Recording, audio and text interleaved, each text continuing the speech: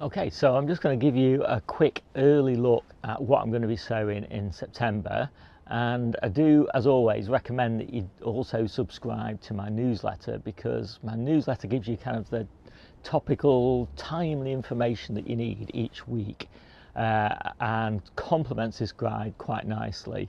And it's free to subscribe. You can find it at steverichards.substack.com, or you can just look for the link in the description below. So let's get on with this video. So I'm doing my last batch of Tough Ball, and in the August video I described all the sort of rationale around, you know, growing Japanese onions, and I grow multiple batches to mitigate the unpredictability really of the British winter. So most of the stuff I'm going to describe now is a late sowing to go undercover in the polytunnel or the low tunnels. If you haven't got low tunnels, polytunnels, cold frames, or even fleece, then basically August is your time for sowing. But if you've got protection, you can do so much in September, and it gives you, higher quality leaves, and they overwinter better and all of that sort of thing. So lots of benefits really. And of course growth rates are so much higher undercover, because heat makes a big difference.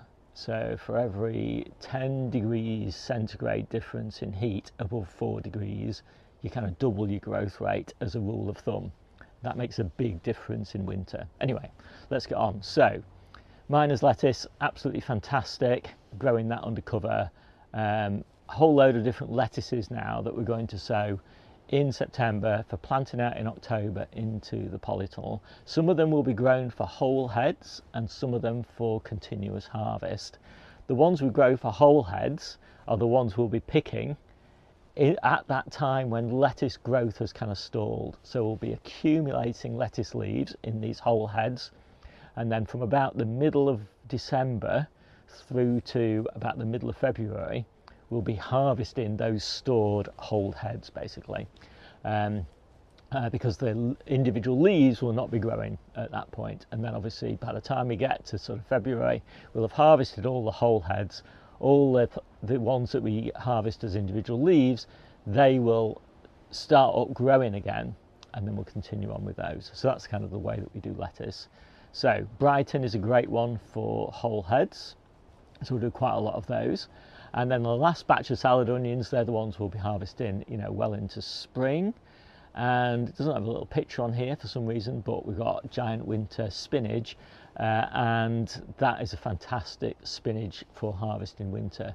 It grows, I haven't found another spinach that grows continuously all the way through winter like giant winter does. The downside to giant winter is that it does tend to go to seed quite quickly in spring. But in some ways that isn't an issue for me at all, because otherwise the amount of spinach I need over winter is quite considerable, because it's grown quite slowly. But by the time we get to spring, it really takes off in terms of growth.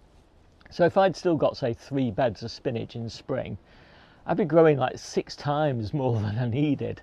So I'm quite happy that it goes to seed, because I'm happy to be clearing beds of spinach and replanting them with brassicas for spring or something like that. So it's not at all a downside for me. I just like the fact that it gives me a nice strong harvest all the way through winter.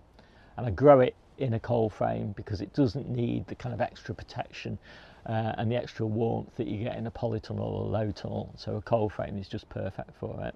Needs lots of ventilation as well. And then I will do a few cauliflowers. So I'm going to do Orkney, and that's a pretty good one. It was really successful for a spring harvest for us. And then a whole load more lettuces. Just scroll through all the lettuces because you can look at all the details offline. But what you'll notice in this book now, sorry, in this guide, is that where I've got a blue bar showing up next to one of the varieties that I'm sowing, that means it's an experimental sowing. I haven't done it before, and so you want to bear that in mind, because obviously my experiments are personal to me, you might not want to take that risk. Next year, the blue bar might have gone, might be tried and tested, in which case, yeah, go ahead. So then I'm going to do my Asian greens again for planting out in the polytunnel and undercover in low tunnels. I might do a bit of salad rocket, I might not. What I've found is that there are better things than salad rocket to be eating in the middle of winter. But I will do some wild rocket. Wild rocket is fantastic in spring. So at a time when salad rocket is starting to go to seed, the wild rocket that you sowed in September and planted out in sort of February, March time will be at its best, basically. Superb quality. So yeah, there's no kind of comparison really between salad rocket that you overwintered that's going to seed and is really low quality, and wild rocket at its absolute peak. So keep doing successions of giant winter, because I generally do about 3 beds. And I plant them after I've harvested the last of my peppers. So as I clear a pepper bed, I plant spinach, clear the next pepper bed a week later, plant spinach, clear the next pepper bed, plant spinach. You know, that's the way I like to do it. Put my elephant garlic in the ground. Well, actually most of my elephant garlic is in the ground already.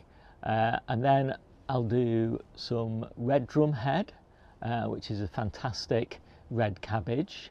And I'll do Orkney cauliflowers again, so a second batch of those.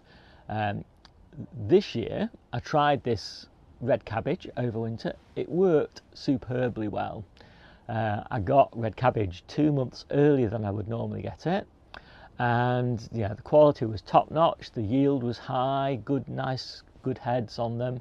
Not a single one went to seed, which is, you know, pretty good in my sandy soil. I find a lot of spring cabbages go to seed on me. So yeah, really happy with that. I do multiple successions of the Orkney cauliflowers because obviously I don't want them all at the same time. I like to harvest them over a sort of 2 or 3 week period in spring. But this year I'm trying graffiti cauliflower as well. So that's the purple cauliflower, absolutely beautiful. It does really well as an early cauliflower. I don't know how well it'll do as an overwintered cauliflower. There isn't any information on that. But I thought I would give it a go because it's just so beautiful. It's worth trying. And then more lettuces, so lots of, you know, repeat sowings. And that is pretty much it for September. My name is Steve. This is the Seaside Kitchen Garden and Allotment channel, and I'll see you soon.